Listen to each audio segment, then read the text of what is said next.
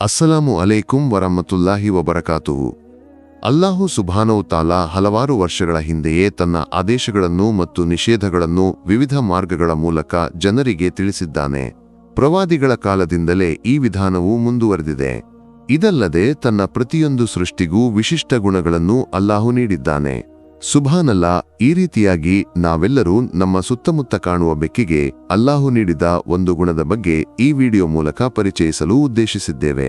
ವಾಸ್ತವವಾಗಿ ಬೆಕ್ಕನ್ನು ಸಾಕಬಹುದಾದ ಒಂದು ಜೀವಿಯಾಗಿ ಇಸ್ಲಾಂ ಪರಿಚಯಿಸುತ್ತದೆ.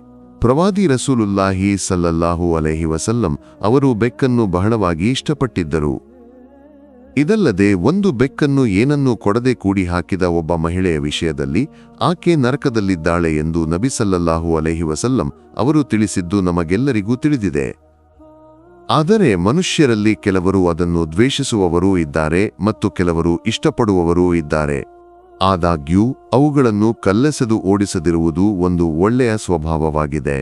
ಅಂತಹ ಗುಣವೇ ಒಬ್ಬ ನಿಜವಾದ ವಿಶ್ವಾಸಿಗೆ ಬೇಕಾಗಿದೆ.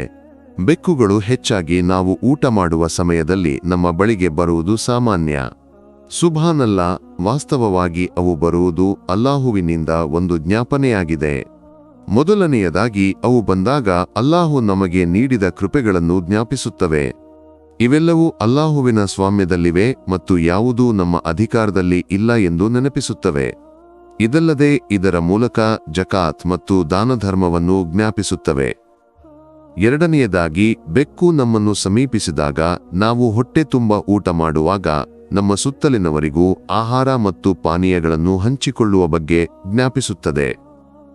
ಮಾಷಾ ಅಲ್ಲಾಹ ಸುಬ್ಹಾನಹು ತಾಲಾನ ಒಂದೊಂದು ಸೃಷ್ಟಿಯು ಇತರರಿಗೆ ಒಂದೊಂದು ಉಪಕಾರವನ್ನು ಮಾಡುತ್ತದೆ. ಅಲ್ಲಾಹುವಿನ ಸೃಷ್ಟಿ ವೈಭವದ ಮುಂದೆ ನಾವೆಲ್ಲರೂ ಕೀಳಾಗಿದ್ದೇವೆ. ಅಲ್ಲಾಹುವಿನ ಬಗ್ಗೆ ಇನ್ನಷ್ಟು ಕಲಿಯಲು ಮತ್ತು ಹೆಚ್ಚಿನ ಜ್ಞಾನವನ್ನು ಪಡೆಯಲು ಅಲ್ಲಾಹು ಸುಬ್ಹಾನಹು ತಾಲಾ ನಮಗೆ ಎಲ್ಲರಿಗೂ ತೌಫೀಕ್ ನೀಡಲಿ. ಈ ವಿಡಿಯೋ ನಿಮ್ಮನ್ನು ತಲುಪಲು ಕಾರಣವಾದವರಿಗಾಗಿ ಪ್ರಾರ್ಥನೆ ಮಾಡಬೇಕೆಂದು ಜ್ಞಾಪಿಸಿ, ಇನ್ಶಾ ಅಲ್ಲಾ ಮತ್ತೊಂದು ವಿಷಯದೊಂದಿಗೆ ನಂತರ ಭೇಟಿಯಾಗೋಣ.